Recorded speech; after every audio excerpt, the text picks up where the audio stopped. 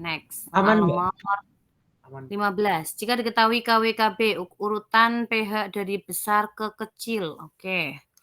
Ini molnya sama semua, berarti semuanya itu adalah hidrolisis. Oke.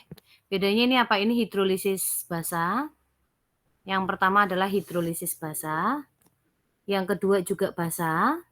Nah, yang ketiga adalah hidrolisis total. Tapi kita cek Ka, Kb-nya sama. Kalau Ka sama dengan Kb, berarti dia bersifat netral. Oke, berarti untuk yang ketiga, dia terhidrolisis total, jadi bersifat netral. Itu ya. HCl NH3 dia bersifat asam, dia bersifat asam. Berarti yang tiga itu ada di tengah-tengah. Oke, berarti yang ini salah. Nah, asamnya yang mana, Mbak? Oke, mintanya dari yang pH-nya dari yang paling besar. Paling besar itu berarti apa, Mbak? Paling besar berarti basa. Berarti kalau nggak satu ya dua. Gitu ya. Nah, kita hitung dulu nih. Ini mol kembarnya. Kalau yang pertama OH-. OH- adalah akar dari KW per KB, 10 pangkat min 9. Langsung ya. Mol kembarnya 0,8. 8 kali 50 adalah 40. Volume totalnya adalah 100. Oke, berarti akar dari 4 kali 10 min 10. Berarti adalah 2 kali 10 pangkat min 5. Berarti POH-nya berapa? 5 min log 2. Berarti pH-nya berapa? 9 plus log 2. Sedangkan yang kedua, OH-nya adalah ini 10 min 9. Terus mol kembarnya adalah 5 per 100. Ya, terus di akar. Berarti sama aja dengan akar dari 5 kali 10 pangkat min 11. Atau sama aja dengan akar dari 50 kali 10 pangkat min 12. Akarnya 50 itu adalah 7 dikali 10 pangkat min 6. Nih ya, berarti POH-nya berapa? POH-nya adalah 6 min log 7. Berarti pH-nya adalah 8 plus log 7. Oke, nah berarti di sini pH yang paling tinggi adalah 9 plus log 2. Berarti ini yang paling besar. Nah, berarti ini yang paling besar. Berarti ini salah. Nih ya. Nah, terus yang paling kecilnya yang mana, Mbak? Berarti kita tinggal nyari pH-nya yang keempat sama yang kelima. Yang keempat berarti H+. Ka-nya sama dengan akar dari ini 10 min 9. Terus ini adalah 5 per 100. Oh, sama nih. Sama kayak yang tadi ya. Berarti pH-nya langsung aja. Berarti ini adalah 6 min log 7. Sedangkan yang kelima, nanti kamu cek sendiri. Ini 10 min 9. 4 per 40 per 100. Mol kembar per V total. Jadi nanti ketemunya adalah 5 min log 2. Berarti ini yang lebih kecil. Ini yang paling kecil. Terkecilnya. Berarti yang terkecilnya adalah yang kelima. Oke. Nah, ini salah. Berarti jawabannya adalah yang D. Oke. Next. 16. BTP adalah indikator asam basa dengan trayek pH adalah sebagai berikut. BTB. Oke, BTB. Nah, ini nih. 6,0 warnanya adalah kuning, kalau lebih dari 7,6 warnanya adalah biru. Ya. Berarti kalau kita bikin gambar kayak gini, 6,0 kalau pH-nya kurang dari 6,0, ini nanti warnanya adalah kuning. Itu ya. Warnanya adalah kuning. Nah, terus kalau pH-nya itu lebih dari 7,6, nah ini nanti warnanya adalah biru. Nah, di tengah-tengahnya ada apa? Mejikuhibiniu, berarti ada warna hijau. Berarti kalau pH-nya ada di antara 6 sampai 7,6, berarti ini warnanya adalah hijau. Oke. Nah, di sini pertanyaannya adalah larutan warna yang sesuai jika prosedur di samping dilakukan. Nah, itu apa itu campuran antara apa? Nah, kita bikin reaksi nih. Asam asetat itu adalah CH3COOH. Ya. Berapa? 100 mili. M-nya 0,1 ditambah 100 mili kalsium asetat, CH3COO 2 kali Ca 0,1 M. Apa ini? Asam lemah. Apa ini? Garam. Berarti kan buffer. Ya, berarti dia merupakan buffer asam. H plus apa OH min? H plus. Sama dengan Ka-nya, Ka. Oh, kok Ka-nya nggak ada? Ya wis, kita anggap Ka-nya 10 min 5. Oke, mol asam lemahnya 10, mol garamnya 10, I-nya 2. Coret-coret. Berarti 1/2 kali 10 min 5, 0,5 kali 10 min 5, atau 5 kali 10 min 6. Berarti pH-nya adalah 6 min log, 6 dikurangi. Oke, 6 dikurangi. Berarti warnanya apa, Mbak? Kalau 6 dikurangi, kurang dari 6. Mbak, pH kurang dari 6. Berarti warnanya harusnya adalah kuning. Kenapa? harusnya 6 min log 5. Iya, 5, maaf. Betul. 5 min log 5. Berarti kan pH-nya kurang dari 6. Berarti warnanya adalah kuning. Kalau misal kamu tadi ngitung pH-nya itu 6,3, berarti nanti warnanya hijau. Kalau ngitung pH-nya itu lebih dari 7,6, berarti nanti warnanya biru. Udah ya? Udah, Mbak. Next. Manakah campuran yang menghasilkan pH kurang dari 7? Berarti dia bersifat asam. Kalau dilihat konsentrasinya sama semua. Oke? M-nya sama semua, berarti ini adalah hidrolisis. Hidrolisis yang bersifat asam, berarti campuran dari asamnya kuat, basanya lemah. Berarti kamu cari asam kuat, di basa kuat. Ini asam lemah, di basa kuat, di basa lemah. Berarti campuran antara 1 dan 5. Udah? Ini M dan volumenya sama. Otomatis dimasuknya adalah hidrolisis. Next ya. Senyawa ion yang berfungsi sebagai penyangga dalam cairan ekstrasel. Yo, ekstrasel apa tadi ya? Karbonat ya. Berarti 1 sama 4. Jawabannya adalah yang C. Oke. Nah, ini soal ini pernah keluar di UN kalau nggak salah. pH normal darah manusia sudah dirancang selalu relatif, yaitu 7,4 plus minus 0,05. Komponen utama buffer, nah ini adalah buffer darah, karbonat ya, dengan perbandingan 1:20. Pada kasus alkalosis adalah kasus kelebihan basa dan itu tidak baik. Hal ini disebabkan karena berkurangnya CO2. Sehingga pH akan naik sampai 7,8, padahal normalnya adalah 7,4. Jika dibiarkan akan menyebabkan kerusakan sistem saraf.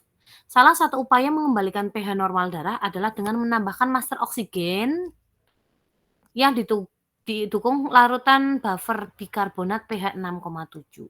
Jadi tujuannya biar apa Mbak nambahin buffer Mbak? Biar pH-nya balik ke asam lagi. Gitu ya. Nah, terus pertanyaannya, manakah pernyataan di bawah ini yang benar?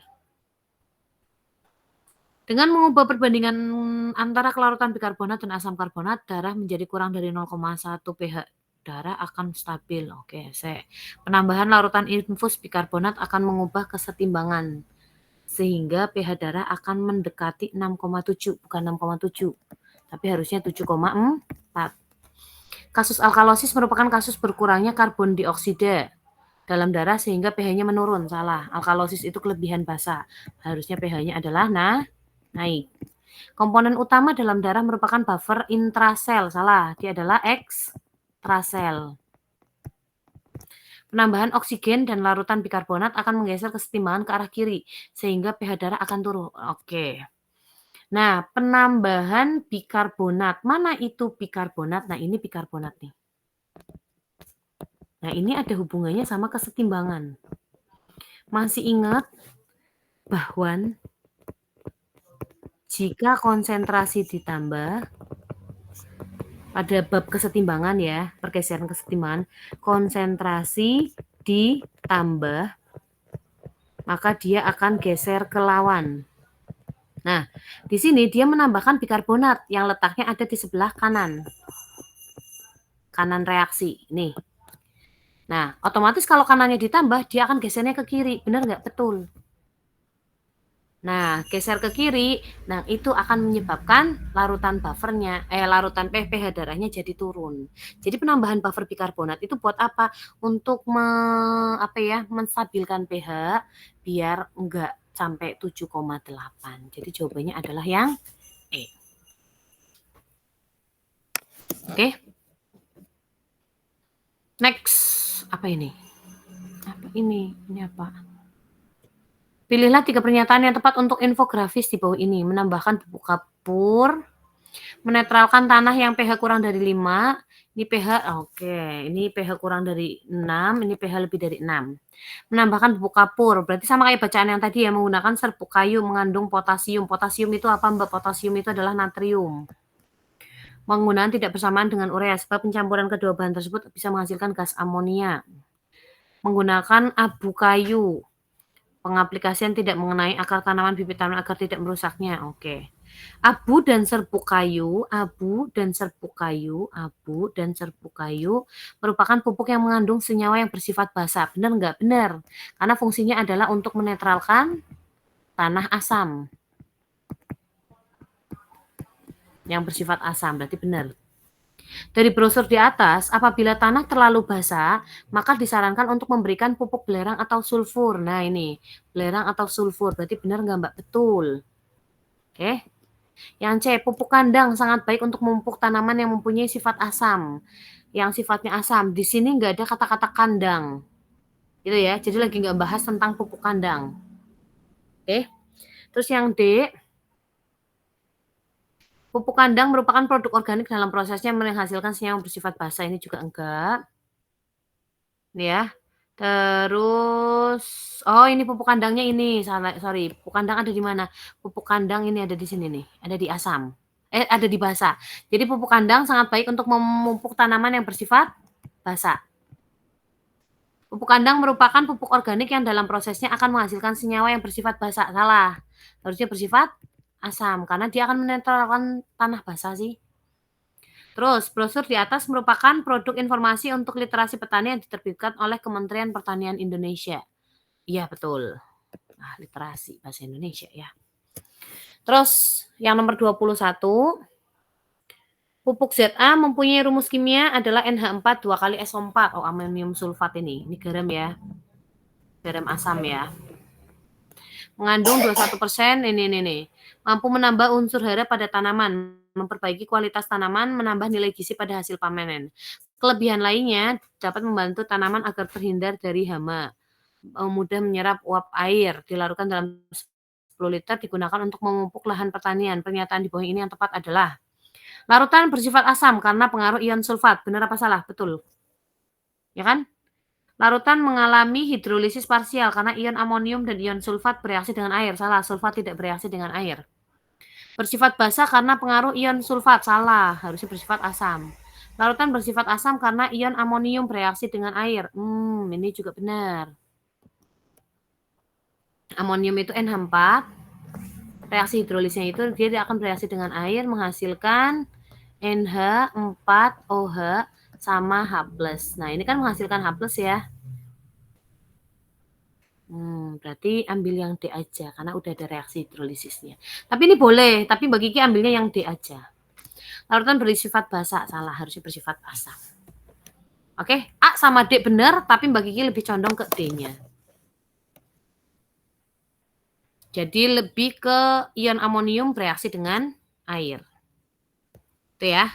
Terus next soal nomor 22, tentukan kadar kalsium hidroksida. Oke. Soda api itu NaOH. Dilarutkan dalam air, kemudian diambil 10 ml, dititrasi dengan HCl. Kadar kalsium, salah, ini enggak ada kalsium, harusnya adalah natrium. Ini kayaknya salah soal apa ya? Natrium oksida. Ya wes, kita cari aja sini. Ada soda api. Pertanyaannya adalah kadar dari siapa? Mungkin ya, kadar NaOH dalam soda api. Berarti nanti pakainya adalah gramnya NaOH dibagi gramnya soda api dikali 100%. Gramnya soda api sudah ada 10 gram. Nah, tinggal nyari gramnya NaOH. Pakai apa, Mbak? Pakai titrasi. Oke. Dari larutan tersebut diambil 10 ml dititrasi dengan HCl. Kita masuk rumus Va, MAA, VB, MBB. Oke. Va, MAA sama dengan VB, MBB. Volume asam yang dipakai titrasi ada 3, Mbak. Ambil rata-ratanya. Rata-ratanya adalah 10. M asamnya HCl-nya 0,1. Jumlah H plusnya 1. Nih, volume basanya 10. Enak nih, coret ya. M basanya nggak tahu, jumlah OH-nya 1. Berarti MB-nya adalah 0,1. Nah, kita nyari gramnya NaOH. MB sama dengan gram per mR. MB sama dengan gram per mR dikali 1000 per volume. Nah, MB-nya kan 0,1, gramnya nggak tahu, MR-nya 40, NaOH. Kali 1000, nah volumenya dia dilarutkan dalam berapa mili? 500. 1000 bagi 500 berarti 2, 2 coret berarti 20. 20 kali 0,1 berarti gramnya adalah 2. Nah, 2 gram ini, nah ini masuk ke sini nih. Berarti ini 2 per 10. Berarti sama dengan 20% yang E. Oke? Soal nomor 23, sejumlah KOH dilarutkan dalam air, kemudian diambil titrasi. Hasil titrasi, konsentrasi KOH-nya itu berapa M? Oke. Konsentrasi KOH awal. KOH awal. Kayaknya loh ya. Nah, ini diambil 10 mili dititrasi, ini adalah VB. Nah, ini adalah MA. Nah, ini adalah VA. VA-nya diambil rata-ratanya adalah 15 mili. Masuk rumus Va, MAA, VB, MBB. Volume asamnya 15. MA-nya 0,1, jumlah H-nya ada 2. Volume basanya 10, MB-nya nggak tahu, jumlah OH-nya 1. 15 kali 2, 30 kali 0,1, 3 dibagi 10. Berarti MB-nya adalah 0,3. Nah, tapi oh iya, ya wis berarti mintanya ini doang ya udah berarti nggak ada lagi. Cobanya yang E ya. Nggak ada kata-kata pengenceran di situ, jadi aman-aman aja. 24 pH cairan tersebut pemutih pakaian NaClO. Ini apa ini, Mbak? Lebih ke garam. Oke. Garamnya garam apa? Na yang menang, berarti garam basa. Nah, oke. Garam basa H plus apa OH min? Berarti OH min. AK dari KW-nya 10 min 14 dibagi 10 min 8 KA-nya dikali M-nya 0,04. Oke, berarti AK dari 4 kali 14 kali 8, 6, 6 tambah 2, min 8. Akarnya 4, 2 kali 10 min 4. Berarti POH-nya adalah 4 min log 2, pH-nya adalah 10 plus log 2. Kenapa saya? Hah? Oh, segini.